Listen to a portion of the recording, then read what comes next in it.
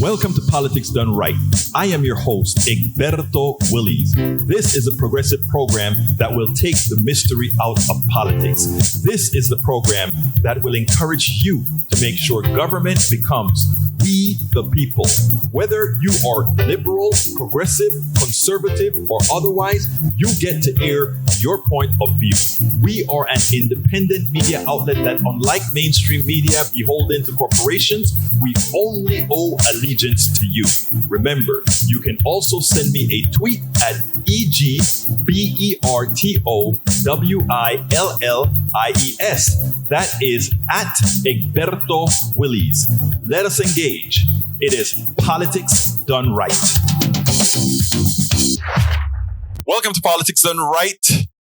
From the studios of KPFT 90.1 FM Houston, your community radio station, we have a great program for you today. Former Harris County Officer Jeff Reese and former HPD Officer Shelby Stewart is with us to discuss how police bias has a material effect on people's lives in this county and throughout the country. We're also going to discuss the supply chain. We're going to discuss student loans and many other prescient issues. Folks, it's a full program. We have a whole lot of topics covered. So stick with us. We have a great program with a whole lot of things that I'm very sure you're going to be interested in. I'm very sure you're going to want to share and let people know what's really going on. You can get any one of my books as a gift for becoming a member of KPFT. Go to kpft.org, click that donate button, select Politics Done Right as the show you're supporting, and go into the gift area and select As I See It, Class Warfare, the only resort to right-wing doom. Or you can also get It's Worth It, How to Talk to Your Right-Wing Relatives, Friends, and Neighbors. Or go to How to Make America Utopia, Take Away the Economy from Those Who Rigged It. If you get one book, it gives you one particular membership price. 2 books, you get a discount. And 3 books, you get an even better discount. So please consider becoming a member of KPFT. And in the process, you get the gifts of the books. You can get Politics Done Right Mondays through Fridays on Facebook Live at facebook.com/Politics Done Right. On YouTube Live at politicsdoneright.com/YouTube. Please do not forget to follow me on Twitter for updates. My handle is at Egberto Willies, at EGBERTOWILLIES. Before you get started, please remember to keep your community radio station in your minds, KPFT in your minds. Talk about it. Tell your friends about it. Tell them you know about this station in town, 90.1 FM Houston, that needs your support, that is there to provide that nourishment that we need. 713-526-5738. KPFT.org. Visit us online. Contribute online. KPFT 90.1 FM. You can visit us at kpft.org. So you know what we say now? Let's get busy. The supply chain was Biden's problem. After all, he is the president. But of course, we know the supply chain, technically speaking, is a private sector thing and should be handled by the private sector. And since the market does everything better than everybody else, shouldn't it be working just fine? Well, anyhow, let's go ahead and listen to this, and then we'll take it on the other side. It was not that long ago that we saw headlines like this. The fear that supply chain issues combined with increased demand was going to make it tough, if not impossible, to get all those Christmas gifts under the tree. But it didn't actually happen. The White House says it's because the president tackled the problem early and helped ease bottlenecks and shipping delays. And as the New York Times puts it this morning, nearly all gifts arrived on time with minimal delays. Earlier this morning, I talked with Transportation Secretary Pete Buttigieg and asked him how they got it done. Secretary Pete, we thought weeks ago that Santa would not be here for Christmas. We wouldn't be getting our gifts. That didn't happen. Is that because of what you did to address the supply chain, or because retailers got in front of it and we ordered our gifts early? Well, it's because workers, business leaders, and this administration stepped up and worked hard to make sure that we had a good holiday season. Look, this was a tough situation. Off the charts demand combined with supply that was seeing a lot of issues impacted by the pandemic, but really encouraged by the progress that was made. Like you said, I mean, it was just a couple of months ago we were seeing headlines that would have made you think Christmas was basically canceled this year, and now the shelves are stocked. In fact, a lot of the large stores are reporting they have higher inventory levels than last year. The Retail Federation is predicting all-time best year ever for sales. And most importantly, families are looking forward to gathering together when last year so many, including mine, had our family gatherings over a screen. So much has changed. So much is yet to be done. But when it comes to the supply chain work to get goods where they need to be, our ports and the workers there, our trucks and the drivers who drive them, have moved a record number of goods this holiday season. And that reflects everybody working together, everybody stepping up to the plate. Well, isn't the private sector supposed to be working like magic, because the market, this mythical market, is magic, and whenever there is a supply issue, the things are done in a certain way that we don't have a problem? It seems like, God, government still has not a small role, but still has a major role, specifically to correct the screw-ups of the private sector corporate greed. But, it's great to see that the mainstream media is actually covering this issue as it should now, because as it turns out, they allowed for a long time for a private sector failure to look like a government failure. And as it turns out, government, once again, like it did in 2008, once again, like it has done after every crash, has come to bail out the mythical market. When you have Joe on board, Joe Scarborough on board, it's somehow the fallacies are starting to fall out of many people's mindset. Check this out. We were talking yesterday, Meek. I said about yesterday afternoon, and we noticed that Christmas presents that we were getting for kids, of course, Christmas presents that Santa is delivering and asked us to hold for our children. Just friends in the community.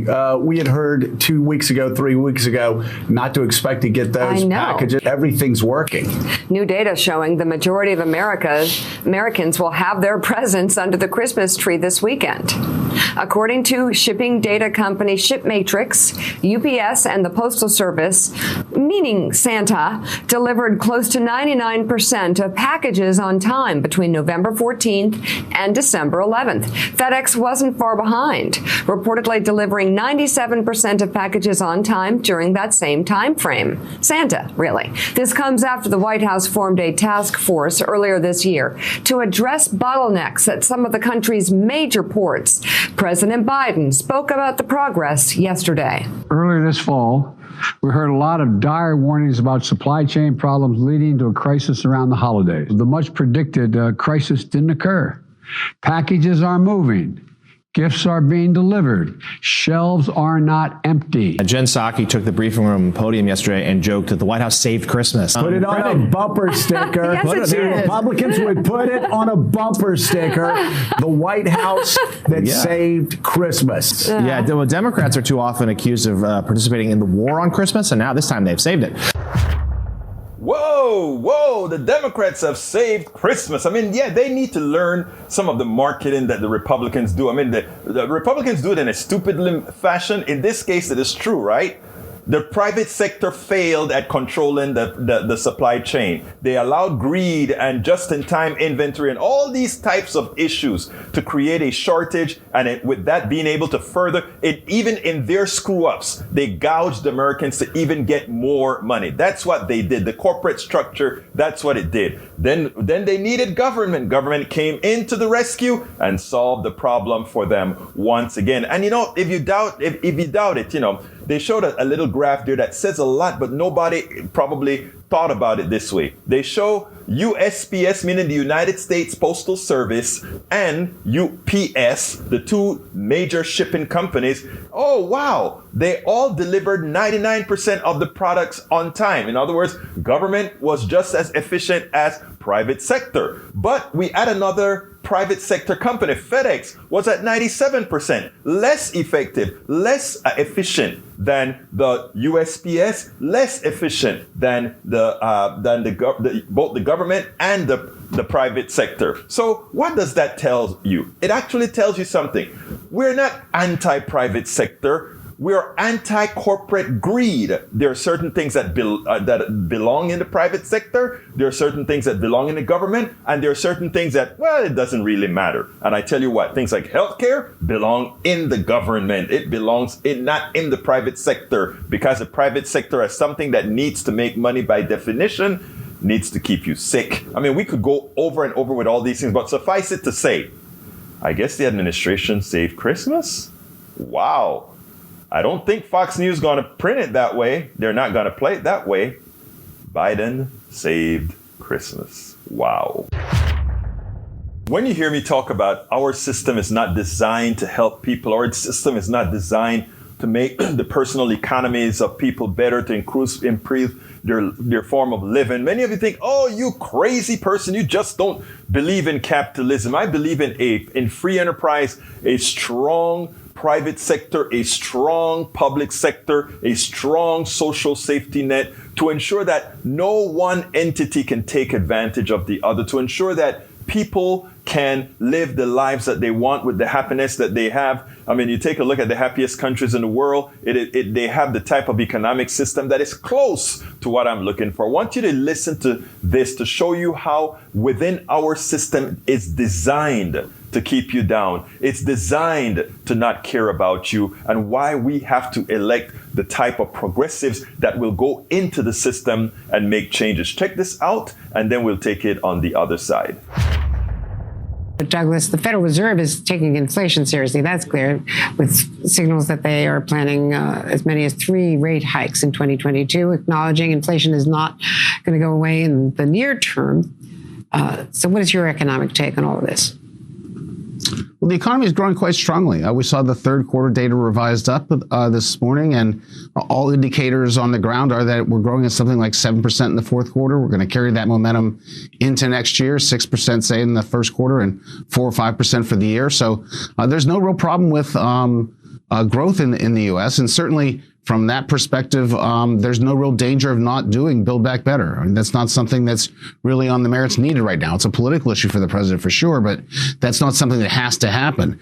The bigger issue is the supply chains and the inflation. And the reality is that today's theater notwithstanding, you can't manage supply chains from the Oval Office. And the best thing that can be done is to recognize that one person's supply chain problem is another person's labor shortage, and do the things we heard the panel before us talk about in terms of a broader effort, not focused just on vaccines, to combat the coronavirus. That'll solve the supply chain problems. And it'll be up to the Federal Reserve to deal with the inflation, which will continue into next year. It's durable through 2022 for sure. And it will be a combination of getting the liquidity out of the system and raising rates to knock down some of the probably $2.5 trillion worth of fiscal stimulus that households are carrying into next year. So growth is not the problem. Inflation is, and the supply chain is really about the public health policy. I want to pick up, Doug, on what you said about no real need for BBB as the president tries to revive it, and Schumer's going to try to revive it now. We heard the argument yesterday from the president that the Build Back Better plan would help reduce inflation. Here's a little bit of what he had to say about that yesterday. All the things in that bill are going to reduce prices and cost for middle class and working class people. It's going to reduce their costs. Well, bring down all those costs across the board, from child care to a child care tax credit. And there are a number of economists and economic writers who agree with that.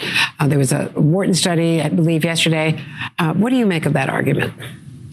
I don't think that's quite right. I mean, certainly the first year of Build Back Better as it came out of the House is stimulus in an economy that doesn't need it and will raise prices across the board.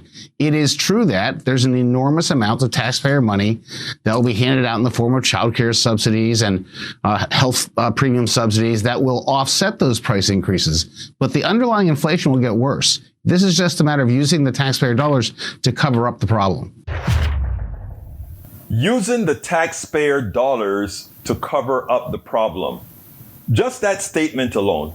What's wrong with that? Using taxpayer dollars to cover up the thievery from those who have price and power, and decided that even though we don't have shortages, to increase the prices on Americans. So what do we do to mitigate that? We tax that excess profit that they get, give it back to the American people to mitigate that increase in prices. As they increase in prices, we increase their taxes, we give it back to the American people so that they don't feel the price increases that are out there. Look, the thing that, I mean, what I just said was simplistic, and it isn't just that way that it works. There's some more complexities to it, but in the aggregate, that's how it works, right? But here's the deal. Think of what he just said. The economy is firing on all cylinders. 4% growth on average next year. This quarter, 7% growth. Crazy growth, okay? So you ask yourself the question, okay, with that kind of growth, you get inflation. But where's that inflation coming from if the American wages have not gone up by 7% or it's not going up by the average of 4% per year in the aggregate? That means that the economy growing at 7%, but the average American citizen isn't seeing it. That expanded growth goes to the top only. And that is what we have to learn. And when he talks about the only thing we need to worry about is inflation. So what the Fed's going to take care of that. So they'll raise rates so that when they raise their rates, it'll mitigate inflation. True. But who bears the cost? They don't like inflation because borrowed money paid with inflated dollars means that you pay back a bit less than you borrowed, right? But of course, there's interest to mitigate that. But when they keep interest rates high and they keep that very calm economy, the same scenario continues and everybody at the top makes a killing. Americans, I beg of thee, we have to understand the economy and not believe the crap these people with suits and ties go and say, we don't need Build Back Better. In other words, to hell with giving child care, to hell with giving benefits, healthcare benefits, to hell with giving family leave. That doesn't matter because there's some inflation that we want to knock out. That doesn't matter. Where's the humanity? It does matter. We have a society to make things better for people. We don't have a society just to make things great for those who have capital. And we believe the things that they say as if when they're talking these issues, that somehow we have to keep them at maximal gain so that we will do fine. And if we, the middle class and the poor, don't continue to feel the pain, that somehow it'll get worse. No, it gets horrendous because everything goes to the top. Whenever you hear these people talking on TV, they're not speaking for you. They're not speaking for the average American citizen. They are speaking to keep a particular class funded, a particular class with the clout, a particular class making, and you being there to support them. It's the heights of being parasites. And, we don't see it that way. We don't see that they're parasites. We think they've got money. They must be doing something right. All the money that they have is money raised on your back with your intellect, with your worth, and with all that you have provided. They're just controlling the capital. Let's learn it, people. Let's understand our worth. Let's go with the student loan. Then comes my soliloquy that you're going to listen to. And we have breaking news from the White House. The president has just announced he's extending the pause on federal student loan repayments. NBC's Monica Alba is back with me from the White House. Monica, we didn't let you get away very far. A lot of news coming today. Talk to me about the student loans and just extending this. It was supposed to expire January 31st. This is a really significant development, Andrea. When the president first came into office, he directed the payments be put on pause through August. Then later in the summer, they determined they were going to extend that again as Delta was surging to the end of January, as you point out. And now the president is saying an additional 90 days will go into effect for this pause. So this punts it all the way to May 1st, 2022. And of course, this is something that the administration had been under pressure to make a decision about, given what we're seeing with the economy. And this affects more than 41 million Americans who really felt they wanted this breathing room to continue to figure out what the president and this administration may do overall when it comes to student loans. And it is something that the Department of Education is reviewing with borrowers to see if they're going to make some changes. Of course, there have been many advocates, many Democratic lawmakers even, who've asked the president to consider forgiving up to a certain amount of these loans, potentially $10,000, maybe more. Some have called, of course, for the entirety of it. So this just gives the president, the White House, and the Department of Education more time to figure that out, while people, again, take more time, given, of course, all of the pressure and the unknowns of what the Omicron variant will mean for our uneven economic recovery, Andrea. So as it turns out, we got another 90-day reprieve for all our young people with debt. Well, actually, with everybody who has student debts. Let me talk about student loan. This is important. I have an open discussion with a darn good friend of mine, a professor here at the university, a very good friend of mine. And it's amazing that when I'm thinking, sometimes I can't even remember names, right? Professor Jay, all right? Jay Tice. He told me that I needed to be careful the way I pushed student loan forgiveness. And he made a great case. And the great case he made had to do with all those folks in Appalachia that never took advantage of student loans. They just went ahead and didn't go to college. And he spoke about all these people in these different parts of the countries who pretty much would not get the benefit of getting that break, that student loan break, and that the Republicans could use that as a hammer to say, look at these elitists on the coast giving themselves all these tax breaks for these kids who went to school. And, you know, after he told me that, I had to think about it and think about it and think about it. And he's partially right. But you cannot go with partially right when something is absolutely right. We allowed all these governments, state governments, to give breaks to corporations. We allowed all these state governments to cut their support for public state schools. And then it meant those who wanted a higher education had to spend more for that education. You can say, well, yeah, they're the ones who are going to benefit from the higher salaries from that education. True. So I want them to share a responsibility of that education. But you know who benefits the most from an educated populace? The plutocracy, the owners of Exxon, the owners of all these other things. Okay? They are the ones who benefit from an educated population. So they owe it to America to pay for those schools. Because remember, when they offloaded all of that into loans, they get you twice. Corporations lend you the money. After corporations lend you the money, they profit from the interest rates that you pay to pay back that money. And then the corporations make money on your excess labor, meaning you go ahead and you work for Corporation X, you design a parachute or you design an airfoil, you design a wing, and they make X amount of dollars on your design. They pay you a bit and they profit the rest. So everybody is making a profit on you. I'm not saying you shouldn't partake in your education, but it should be shared. And that's what student loan forgiveness is all about. Student loan forgiveness is saying for those people, and by the way, If somebody in Appalachia want to step out and go to college like many do it. If somebody in the ghetto, the barrios, and everywhere else want to do it. But it is important for us to understand how our economic system works, so that when we come and talk about we want to have loan forgiveness, it doesn't look like when I wrote the first part of this story and I put it on YouTube as a video on YouTube. Somebody said, Egberto, you freeloader, pay your damn bills yourself. I don't want to pay your bills. To which I replied to him is, I am not in this fight for me.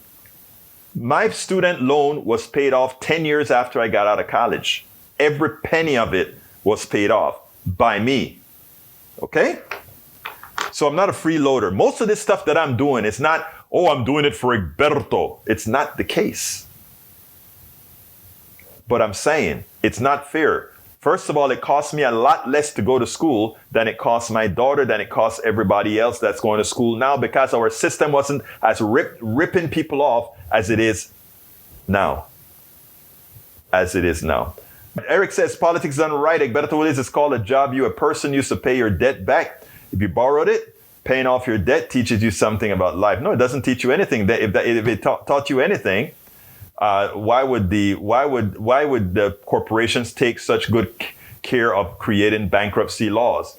Bankruptcy laws prevent corporations from paying debt, and I, as a small company, had to give up over $5,000 from a company who went bankrupt and didn't pay me. I want you guys to understand that. And corporations, they don't have a problem. There are corporations, they go bankrupt, they don't pay their bills, and they come back into existence without a problem. Check this one out, and then lo tomaremos en el otro lado. Aquí tienes, amigos míos. How is it that we got to this point where the numbers are what they are? This thing, we've talked about it a million times, how the pandemic became a culture war. But the numbers, you have a poll number here, party identification among unvaccinated Americans. This is from the Kaiser Family Foundation in October. Republicans, 60%. Democrats, 17%, independents, 17%. I just, it's now almost 2 years. Just tell me the story. Why is your party so resistant to following the science? Okay, well, thanks, John. I'm actually not a member of either of our nation's two parties. I am registered as an independent. Wow, and have been for most of my life.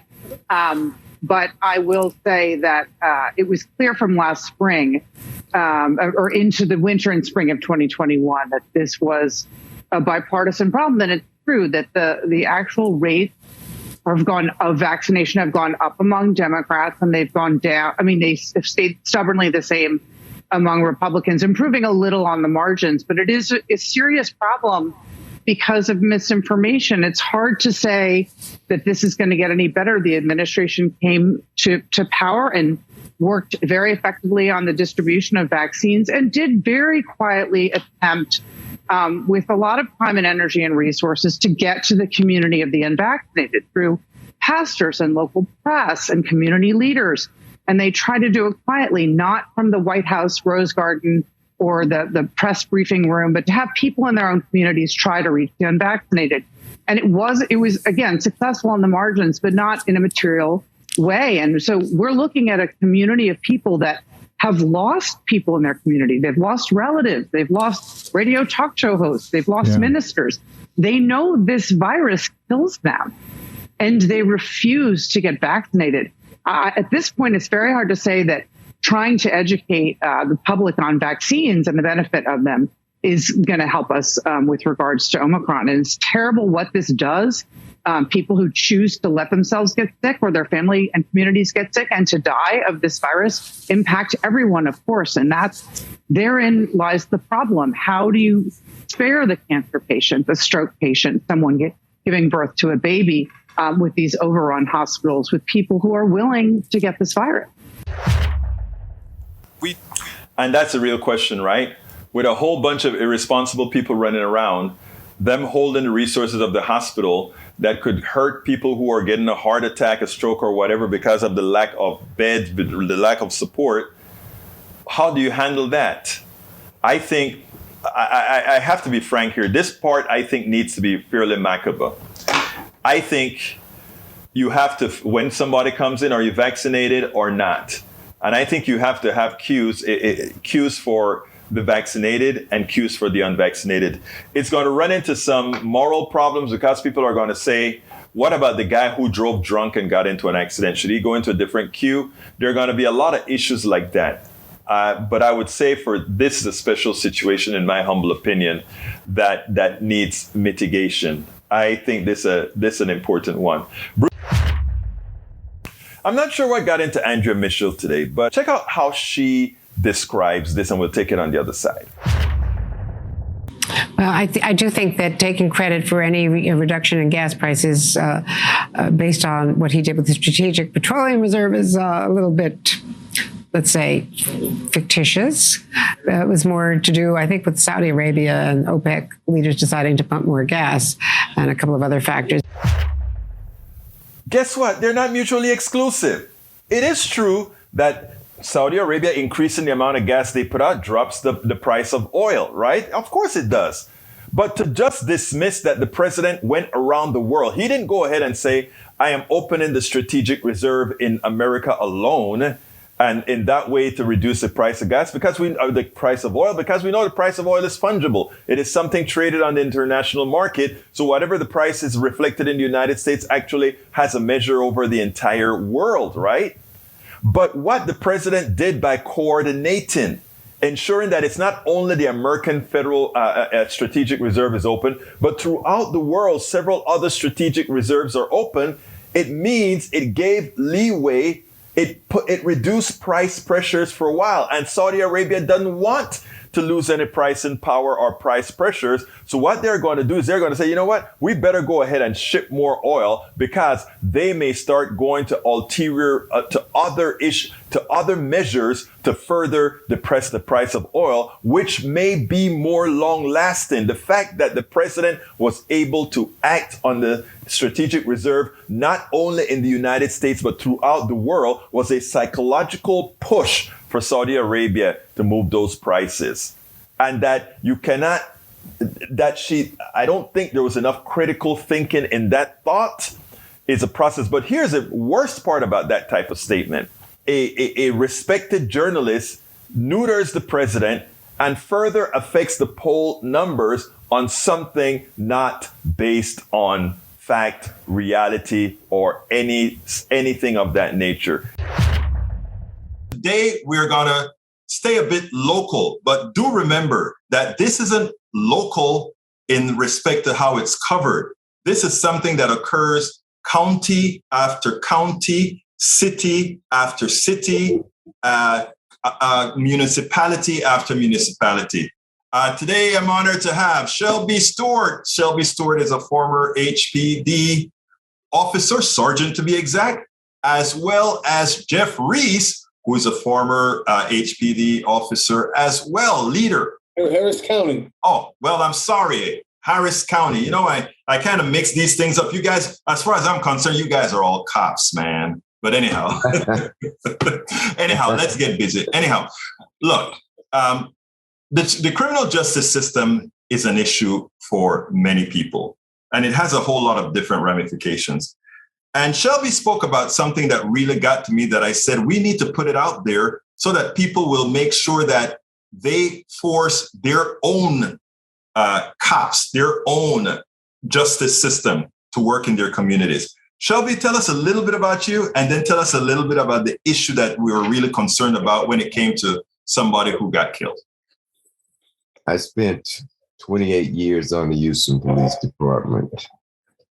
But during that time, I saw so much racism in the department that I began to be a civil rights activist. And that's how I got involved in civil rights, by having to deal with the racism within the Houston Police Department on all levels.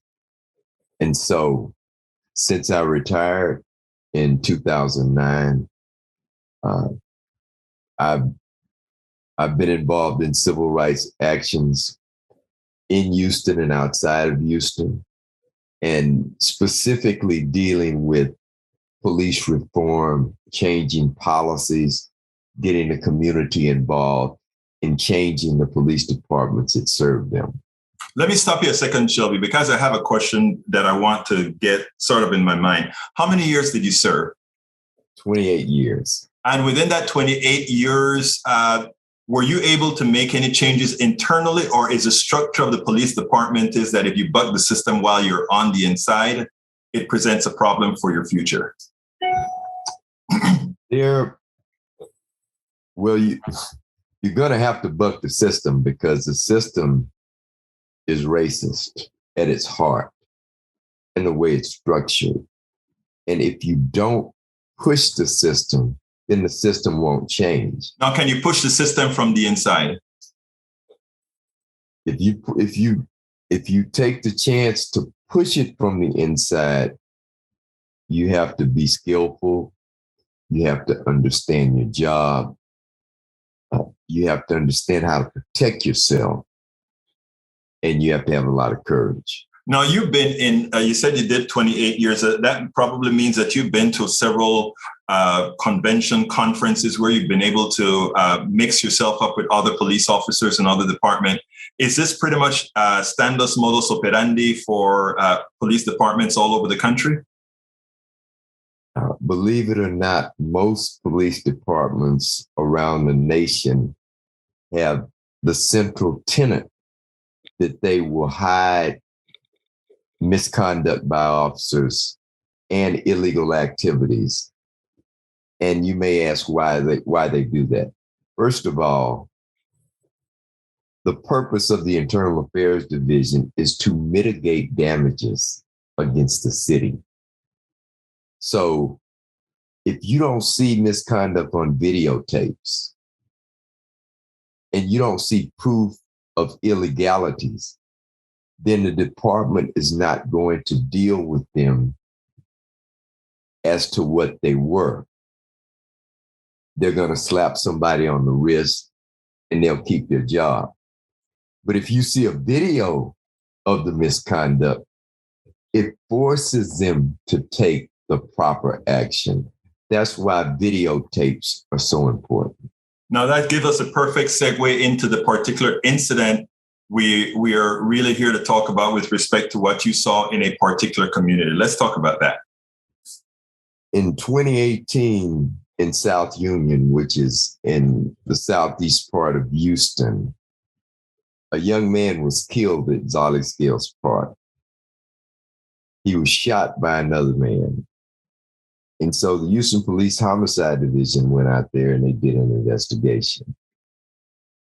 Come to find out through the mother of the young man that was killed that a female that was involved in the shooting, the police officer that was investigating it did not put a hold on her. And what a hold means is that he has enough evidence to find out if this person is really strongly involved in this case.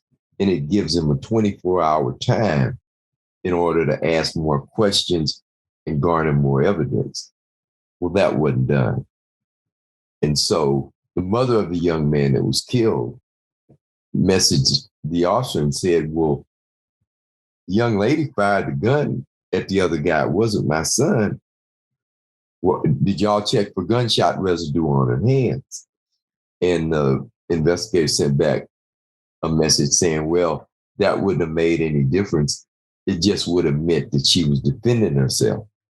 The problem is that at that time, he didn't even know she had shot a gun. He didn't know what she had done. And so it would have been more prudent to get her to the homicide division to investigate and interview her some more to find out exactly what happened. That wasn't done. I think later on you found out that if they had done a real investigation, that there were, well, you tell the story. There are a lot of cameras all over the place that could have been queried. So after the mother wasn't getting satisfaction from the police department, she hired me. I'm a private investigator also. And so I went into the neighborhoods, got on the streets, talked to people, looked around. First thing I did was, because the investigator told us, she asked him, she said, do y'all have any video of what happened that day? She said the investigator told her there weren't any video cameras. So the first thing I did was I went out there and I checked the area for video cameras. Well, right in the area where the basketball court was, you had a huge business there that had video cameras that covered the whole area. So I went to the business, I spoke to the owner, and I got in touch with the guy that was over the camera system. I saw the camera system and I asked him about it. Well, that was 8 or 9 months before, which meant that because the homicide investigator didn't go check with them the next day, the video was lost just by missing a simple step that should be taken in every police call, in every crime. Because the strongest evidence that you're going to have most of the time is video evidence. It's not going to change because somebody's memory gets bad. It's not going to change over time unless it's altered. So every time an officer goes to a call, no matter what it is, he should look around, see if there are cameras, talk to the owner of the place that has the camera, and see if they can acquire the video footage. This was not done. And because it was not done, you have a mother who lost a son who hasn't gotten justice because the police department didn't take the necessary steps that they should have in the Black community. And I would say this, that had this been in River Oaks, or even a middle white class neighborhood, these mistakes would not have been made. I do not believe. So are they then mistakes? Well, I think they are mistakes. And the reason I think they are mistakes is because it's something obvious that you should do, and you don't do it. And someone comes behind you, and the information is let out that you didn't take the simple step to see if there was video footage, then it makes you look incompetent as a police officer or an investigator. Nobody wants that pinned on them. So I don't think it was intentional, but it's a problem. Let me bring Jeff into the conversation here, because today we got a verdict, Jeff, for Kim Potter, who shot Dante Wright. And it's kind of interesting because one of the things that I said on my program earlier today is that there is a sometimes conscious, but there's also an unconscious bias that some have when it comes to dealing with people of color. I honestly think Kim Potter made a mistake with her. I honestly think she made a mistake, but I think she would only have made that mistake with a person of color. In your experiences as a cop, have you seen this sort of stuff happen more so on one side than the other? Yes, definitely. And I know Shelby has too. There's a lot of factors that go into play. Again, why was he stopped? Because he had an air freshener hanging from his back mirror, or he failed to signal. Let me ask you, you have to ask yourself, what would change in the world if somebody drove around with an air freshener in his car? Or what would happen if somebody turned without a signal? People do this all the time. They don't get pulled over. The problem was all this was done to prevent him from driving off, right? That's what they alleged. And then she supposedly admitted in the first place she would never have pulled this guy over. If that's the case, why the hell are you tasering the guy? If this is a situation you wouldn't have done yourself, And this is a problem. A lot of people get into a situation they're not qualified to handle. And anybody that claims they mistook their taser, their handgun for their taser, that's a big problem. Right? No, but I want to go a little bit deeper, Jeff, and then we'll take the other county issue. My contention is that there's a certain kind of a bias, and how do we train against that bias? In other words, that person, without consciously noting, when it came to Dante, it was okay to alternate. In other words, she said, if I wasn't with the trainee, I likely would not have stopped the guy. Right. The next question is, if it were a white guy in that car driving and you are with the trainee who wanted to stop, would you have still stopped the guy? You get the point. Right. So the bias, my question to you is, the question is, how do you confront that bias? I mean, what Shelby just pointed out is, here it is, a Black kid gets murdered, and the bias was against really doing the necessary work to find out who's guilty. Now we have the case of Dante, somebody who just had a minor violation, if any at all, right. And the police went half-cocked all out to solve that particular issue. How do you get rid of that bias? Well, it starts with training. It starts with the very foundation in law enforcement. And I know Shelby had a very similar experience, but different, because I'm a Caucasian. It's a lot different for me. When they trained me, I don't know if we had 3 different districts. And they told me, well, this is a district that's very wealthy and the sheriff lives over here. So you got to mind your P's and Q's. Now, this other district's kind of middle income, and you could pretty much do what you wanted, but you had to be careful. Then there was a poor district.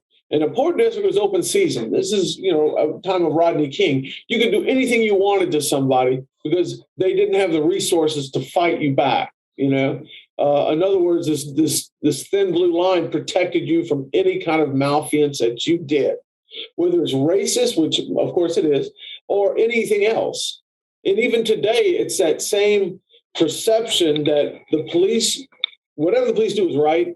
Whatever you have is wrong. If you're involved with the police, it's your fault. You did something wrong to instigate this. Okay. And then when it's a person of color, that's where the problems start. Just what you're bringing up. How is this person going to be handled? You're going to handle everybody the same, or are you going to handle different people differently? And that's the question. It begins in training. It begins in the whole aspect of law enforcement, the driving force behind it, and the rationale that we're this one big blue family, and whatever we do, we're okay. All right. And a lot of times it was made up of predominantly Caucasian people. And even some of the minorities treat the other minorities worse than that. And part of that's in the systemic aspect of police work. Shelby? I mean, that's an interesting topic, and I want to throw that right back at Shelby, because I've actually seen that in action. Shelby, what Jeff just said is sort of an interesting dynamic, right? I think that if you see something like that, it has to do with buying into racism. Yes. Within the department, as it deals with minorities. I think that the majority of the racism, no. I don't believe. Okay. No. Let me just say something, Shelby. This is politics done right. On politics done right, you don't bite your tongue. You say it. I don't know that training necessarily by itself helps, because you're asking people that come from different walks of life that may not have any experience with someone of another race, other than the values that have been inculcated into them through their parents, their cousins, their friends, and people that they trust. And if they have inculcated a biased view by people that they trust, then this is what they believe. And so how can you be ethically sound? Because police officers make the most important decisions every day that can change the course of your life and death.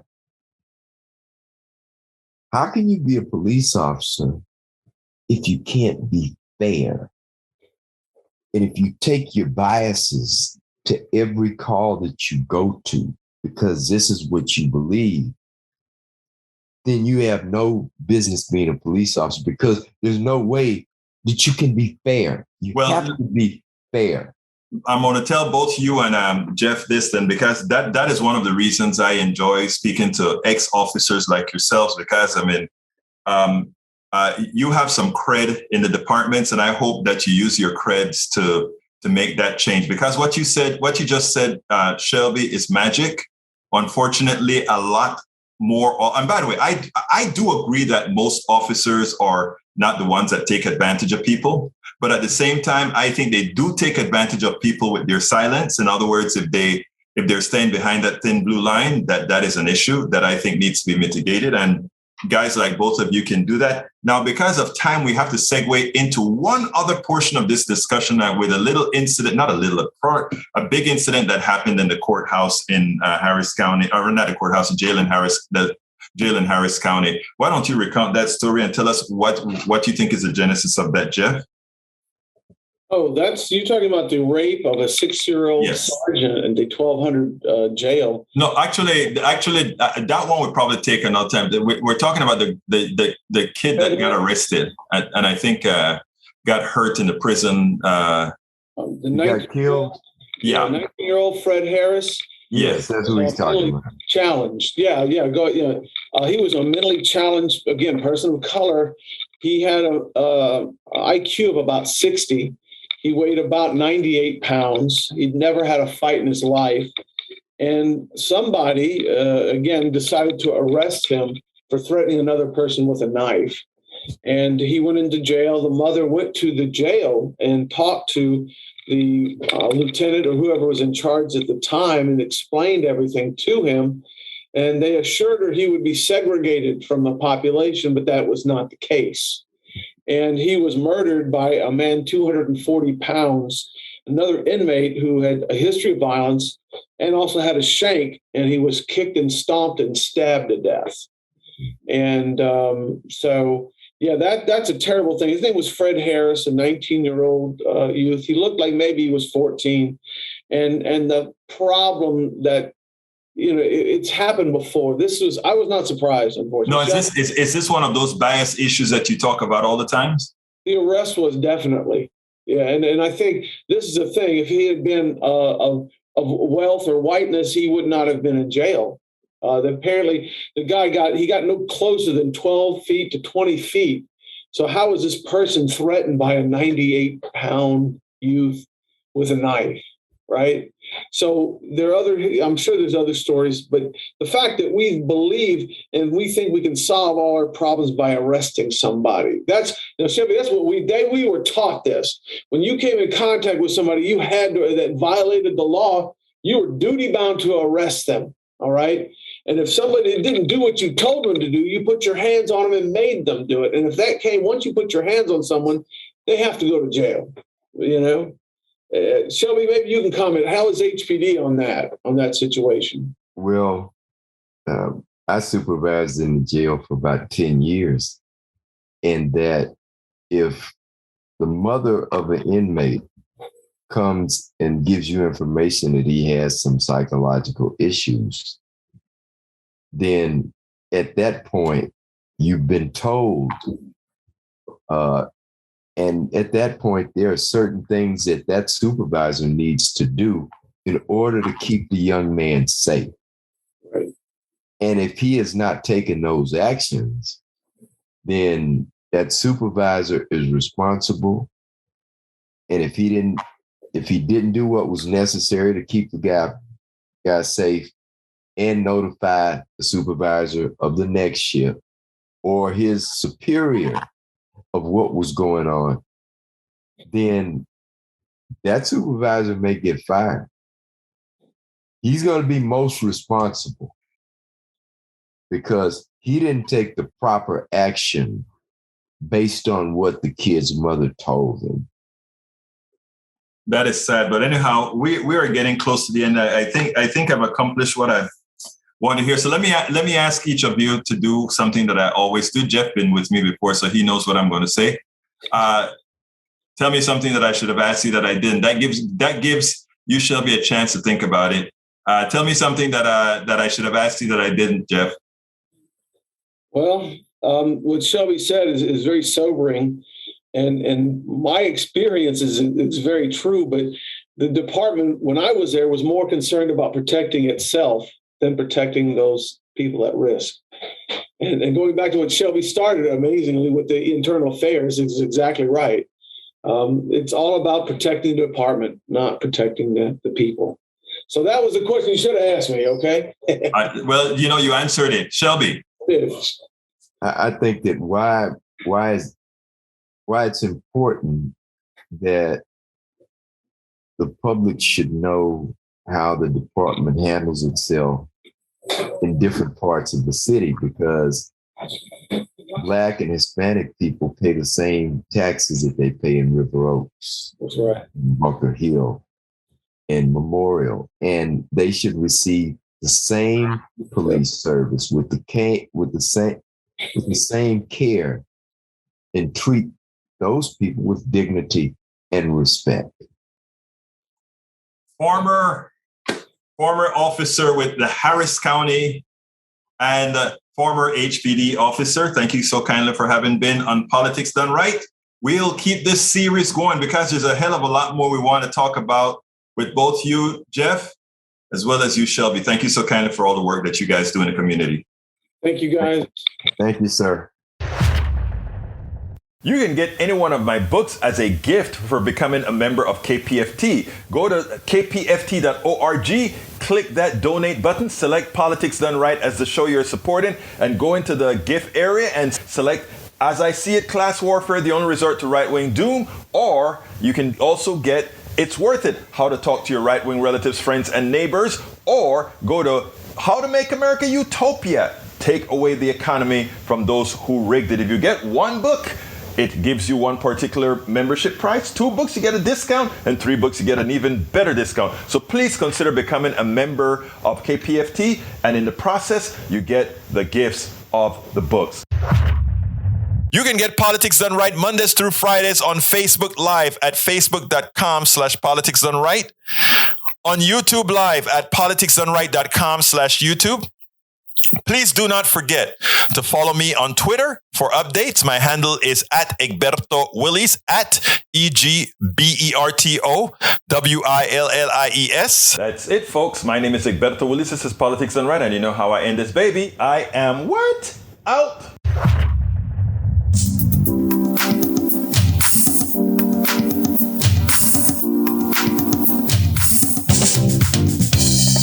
Welcome to Politics Done Right.